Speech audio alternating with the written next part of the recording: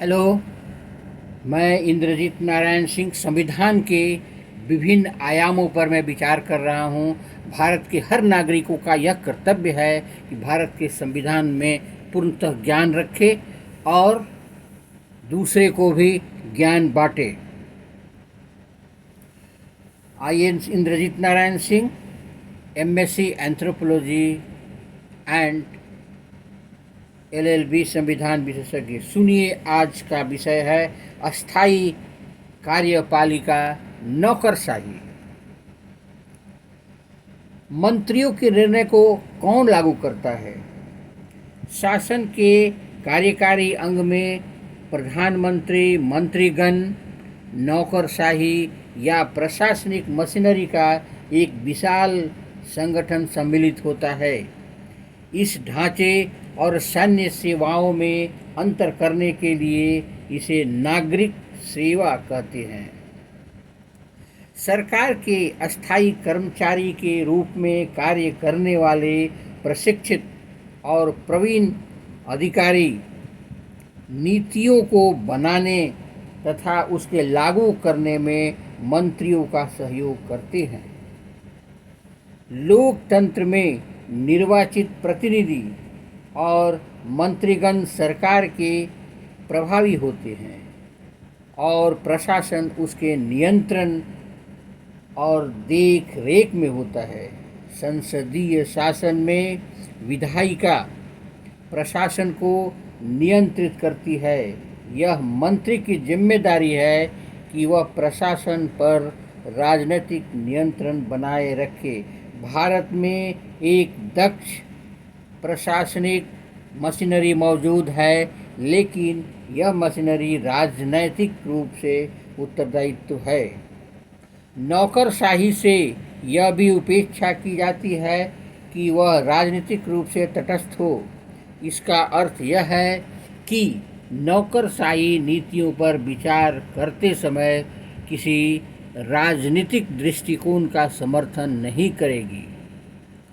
प्रजातंत्र में यह संभव है कि कोई पार्टी चुनाव में हार जाए और नई सरकार पिछली सरकार की नीतियों की जगह नई नीतियां अपनाना चाहे। ऐसी स्थिति में प्रशासनिक मिशनरी की जिम्मेदारी है कि वह नई सरकार को अपनी नीतियां बनाने और उसे लागू करने में मदद करे।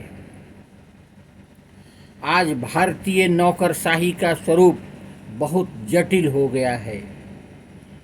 इसमें अखिल भारतीय सेवाएं, प्रांतीय सेवाएं, स्थानीय सरकार के कर्मचारी और लोक उपक्रमों के तकनीकी और प्रबंधकीय अधिकारी सम्मिलित हैं। हमारे संविधान निर्माता गैर राजनीतिक और व्यावसायिक रूप से दक्ष प्रशासनिक मशीनरी के महत्व को जानते थे। वे सिविल सेवा या नौकरशाही के सदस्यों को बिना किसी भेदभाव के योग्यता के आधार पर चयनित करना चाहते थे। अतः भारत सरकार के लिए सिविल सेवा के सदस्यों की भर्ती की प्रक्रिया का कार्य संघ लोक सेवा आयोग को सौंपा गया है। ऐसे ही लोक सेवा आयोग राज्यों में बनाए गए हैं। लोक सेवा आयोग के सदस्यों को एक निश्चित कार्यकाल के लिए नियुक्त किया जाता है। उनको सर्वोच्च न्यायालय के न्यायाधीश के जांच के आधार पर निलंबित या अपदस्थ किया जा सकता है।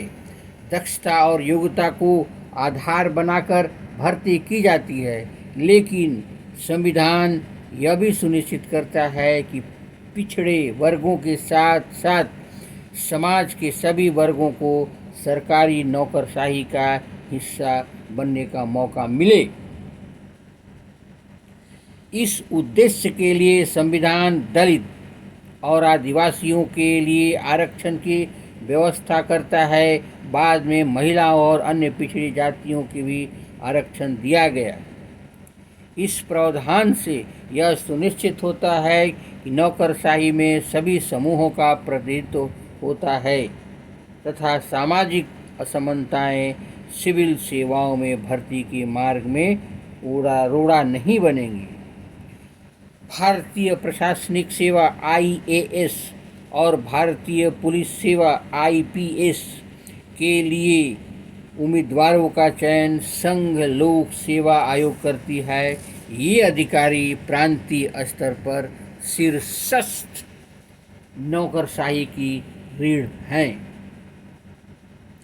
आपको शायद पता हो कि एक जिले का जिलाधिकारी कलेक्टर उस राज्य में सरकार का सबसे महत्वपूर्ण अधिकारी होता है। क्या आप जानते हैं कि जिलाधिकारी सामान्यतः IAS स्तर पर अधिकारी होते हैं और वह केंद्र सरकार द्वारा बनाई गई सेवा शर्तों से नियंत्रित होता है। एक IAS अथवा IPS अधिकारी किसी एक राज्य के संबद्ध कर दिया जाता है, वहाँ वह राज्य सरकार की देख रेख में काम करता है।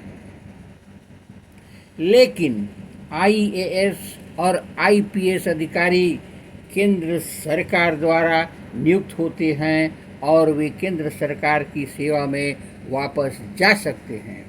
सबसे महत्वपूर्ण यह है कि केवल केंद्रीय सरकार ही उसके विरुद्ध अनुशासनात्मक कार्रवाई कर सकती है।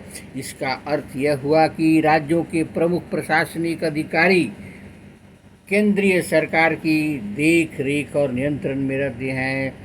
संघ लोक सेवा आयोग द्वारा नियुक्त IAS और IPS अधिकारियों के अतिरिक्त राज्य के प्रशासन में राज्य लोक सेवा आयोगों द्वारा नियुक्त अधिकारियों का योगदान होता है।